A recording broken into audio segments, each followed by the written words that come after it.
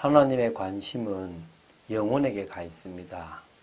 하나님은 당신이 택하시고 당신이 구원하시고자 하시는 그 영혼을 구원하는데 모든 초점을 맞추십니다. 이 고넬료도 하나님께서 이방인 중에서 처음 선택한 사람이었고, 또 이 고넬료는 하나님께서 성령의 역사로 말미암아 그에게 하나님 앞에 올바른 중심으로 기도할 마음과 구제할 마음을 허락하셨고요. 뿐만 아니라 그런 그를 하나님은 베드로를 통하여 택하시기 위하여 작업하셨습니다. 오늘 이제 드디어 베드로와 고넬료가 만나게 됩니다. 이때도 역시 하나님의 은혜를 받은 고넬료의 중심이 어떠한지를 보게 되길 바라고, 우리가 현장에 이런 사람들을 찾게 되기 바라고, 또한 이런 정말 응답의 사람으로 서게 되기를 바랍니다. 자, 오늘도 성령의 충만함 속에 말씀이 우리에게 사실적으로 붙잡힌 바 되는 축복이 있게 되기를 주 예수 그리스도 이름으로 축원드립니다. 자, 이제 사도행전 10장 24절부터 33절까지 조금 깁니다. 그러나 이 말씀이 이제 과정이고요. 다음 주에 베드로의 설교가 나온다고 보시면 됩니다. 자, 우리 24절부터 제가 읽겠습니다. 이튿날 가이사랴에 들어가니 고넬료가 그의 친척과 가까운 친구들을 모아 기다리더니, 벌써 이제 지금 고넬료가 하나님의 음성을 들은지, 그래서 이제 자기의 종들을 보낸 지 4일째가 됩니다. 그때 이제 베드로와 그 많은 사람들이 이 가이사랴로 들어오게 되고요. 고넬료의 집으로 들어오는데요. 들어오니까 고넬료의 집에 고넬료뿐만 아니라 고넬료의 모든 친척과 또한 가까운 친구들을 다 모아놔서 기다리는 겁니다. 얼마나 좋은 중심입니까? 참 귀하죠. 이 많은 사람들이 교회에 다니는데요. 너무나 형식적이고 의무적입니다. 그런데 이렇게 정말 하나님의 은혜를 사모하는 고넬료는 그 은혜를 사모하는 마음을 친척들과 친구들에게도 전달하고, 그들이 다 한 마음으로 지금 모였다라고 보시면 됩니다. 마침 베드로가 들어올 때에 고넬료가 맞아 발 앞에 엎드려 절하니 베드로가 일으켜 이르되 일어서라, 나도 사람이라 하고. 사실 잘 보십시오. 로마의 속국이 이스라엘입니다. 로마가 얼마나 대단한 나라입니까? 그 중에 이달리아 부대라는 것은 황제의 어찌 보면요, 이 친위 부대와 같은 그런 힘 있는 부대입니다. 그 부대의 백부장이면 정말 권력이 많거든요. 그런데 베드로 앞에요, 신처럼 탁 무릎을 꿇고, 신 앞에 무릎을 꿇는 것처럼 꿇은 거예요. 이건 정말 대단한 자세인 거죠. 근데 이게 사실은 그 발 앞에 엎드려 절을 한다. 이게 여기서 이제 절한이라는 표현이 헬라어로 뭐냐면 프로세네키젠입니다. 이게 이제 그러니까 원형으로 들어가면 프로스키네오라고 되는데요. 이거는 하나님과 존귀하게 되신 주님과 같은 신적인 존재에 대해서 인간의 경배를 이렇게 묘사할 때 이 절한다라는 이 단어를 쓰게 되거든요. 이 마태복음 2장 11절, 요한복음 4장 20절, 사도행전 8장 27절에 이 말씀이 나오는데요. 그럼 따라서 지금 고넬료의 행동은 베드로를 신적인 어떤 대상으로 여겨 종교적으로 그 예배의 심정으로 절했다고 볼 수 있습니다. 물론 완전 그랬겠습니까? 하나님을 섬기니까 그러진 않았는데요. 이 베드로에게 달리 이 종교의 표시를 할 것이 없으니까 그렇게 강하게 이렇게 표시를 했고, 상관에게 취하는 자세 이상의 자세를 취한 겁니다. 그러다 보니까 이 베드로가 지금 자신은 뭐가 되는 거죠? 그런 신적인 것을 받을 존재가 아닌 하나님의 대언자로서 말씀을 전할 사람이기 때문에 그런 행동을 하지 말라고, 그걸 오히려 우상에게 하는 거라고 하지 못하게 하게 되는 겁니다. 그러나 저는요, 이 고넬료의 중심이 참 귀하다. 분명히 하대를 해도 될 만한 사람이었는데요. 정말 귀하게 하나님이 보낸 하나님의 사람으로 생각했다는 자체가 얼마나 귀합니까? 조금 그 방식에서 몰라서 베드로가 가르쳐줬다고 보시면 되겠습니다. 자, 자, 지금 27절부터 제가 또 29절까지 있습니다. 더불어 말하며 들어가 여러 사람이 모인 것을 보고 이르되 유대인으로서 이방인과 교제하며 가까이 하는 것이 위법인 줄은 너희도 알거니와 하나님께서 내게 지시하사 아무도 속되다 하거나 깨끗하지 않다 하지 말라 하시기로 부름을 사행하지 아니하고 왔노라. 묻노니 무슨 일로 나를 불렀느냐. 지금요, 고넬료의 집에 보니까 여러 사람이 모였다는 말은 이방인들이 지금 가득 차 있습니다. 그의 친척과 가까운 친구들을 다 불러 모았다고 보시면 되겠죠. 사실은요, 지금 유대인들은 이방인과 교제하며 가까이 하는 것 자체를 위법으로 생각해요. 이 정도가 아니라요. 어느 정도냐면 이방인을 개처럼 여겨서 이방인의 집으로 들어가지 않는 이 배타적인 태도, 또 그런 신념을 가지고 있었습니다. 사실은 하나님은 이방인을 거부한 것이 아닙니다. 누구를 거부했냐 그러면요. 이게 어디서 나온 거냐 그러면 신명기 7장 2절 4절인데요. 이방인을 배척하는 것이 아니라 가나안 땅으로 들어간다면 그 원주민들의 그 우상 숭배를 아주 이게 뭐라고요?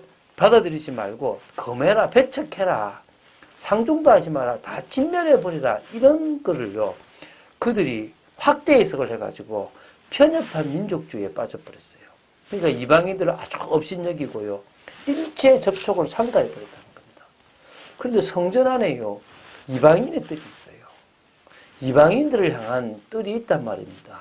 그 정도로 하나님은 이방인을 향한 마음을 갖고 계신데 그 마음을 모르고 오히려 하나님의 말씀을 잘못 확대해서 거부해버린 겁니다. 그걸 이야기하면서 뭐라냐면 그런 내가 하나님께서 지시하사 아무도 속되다고 하거나 깨끗하지 않다 하지 말라고 하시기로 그 부름을 사용하지 않고 내가 왔는데 무슨 일이냐? 뭘로 왔겠습니까?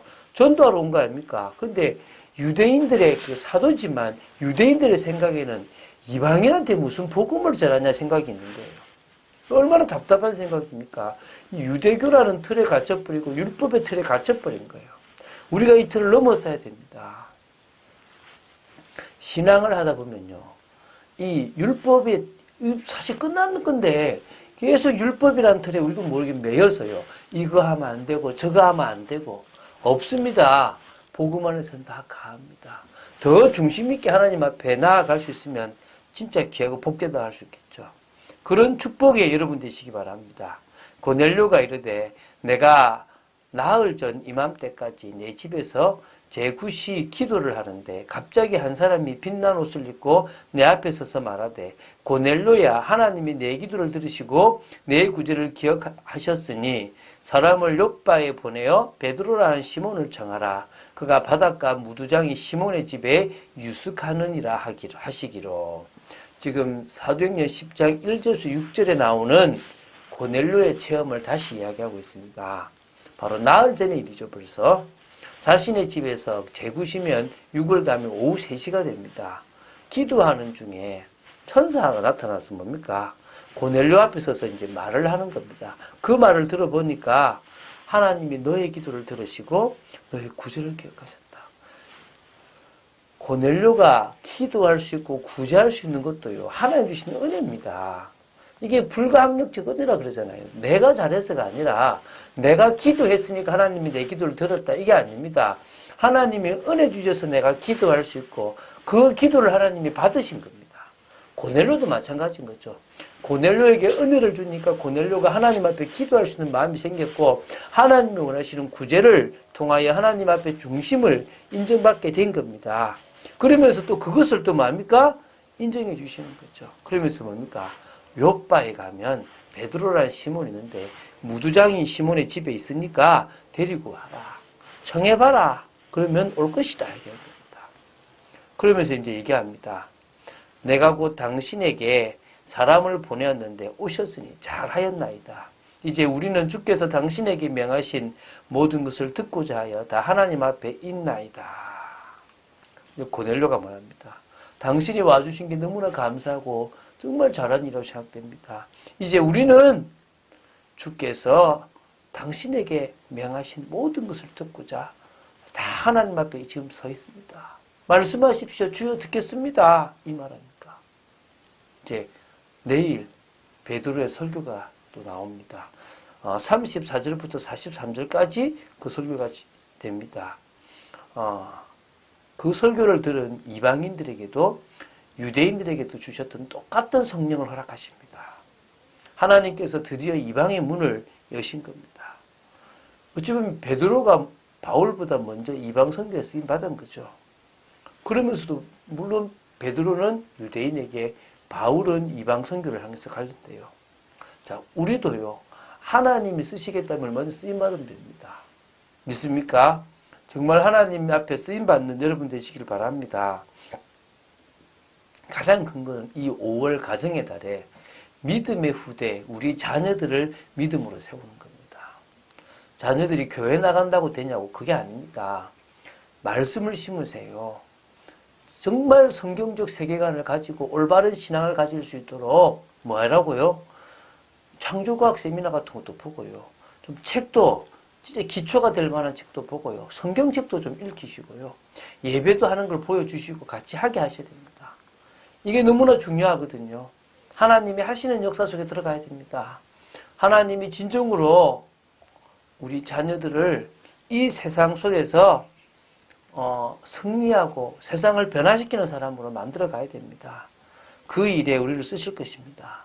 가문의 흐름을 바꾸고 영적인 배경을 바꾸는 그 중심으로 가야 될 줄로 믿습니다. 그래서요, 다른 것 말고 하나님의 말씀을 언약으로 딱 붙잡으시기 바랍니다. 하나님의 말씀을 농담으로 여겼던 사람들이 있었습니다. 롯의 사위들이거든요. 멸망했어요. 하나님의 말씀을 내 일평생의 언약, 내가 붙잡아야 될 나의 방향으로 잡는다면 그때부터 하나님은 새 일을 시작하실 것입니다. 그 축복을 누리는 여러분 되시기를. 그래서 정말 하나님의 음성의 귀를 기울이고 그 음성 따라가는 여러분 되시기를 주 예수 그리스도 이름으로 축원드립니다. 주는 그리스도시요 살아계신 하나님의 아들이심을 고백합니다. 오늘도 짧게 또 우리가 말씀을 봐나갑니다. 고넬료가 취했던 행동, 고넬료의 중심을 보면서 우리가 예배를 드리러 갈 때, 우리가 은혜를 받을 때 어떤 중심이 되어야 될지를 봅니다. 세상에 물들지 말게 하여 주시고 세상을 넘어서게 하여 주시옵시고 오히려 정말 하나님 앞에 올바른 중심으로 인정받을 만큼 은혜 받는 저희들이 되어지기를 간절히 소원합니다. 아버지 하나님, 저희들의 틀에 묶이지 말고 하나님이 원하시는 계획을 따라갈 수 있고 영혼을 따라갈 수 있는 축복이 있도록 역사하여 주시옵소서. 주 예수 그리스도 이름으로 기도드립니다. 아멘.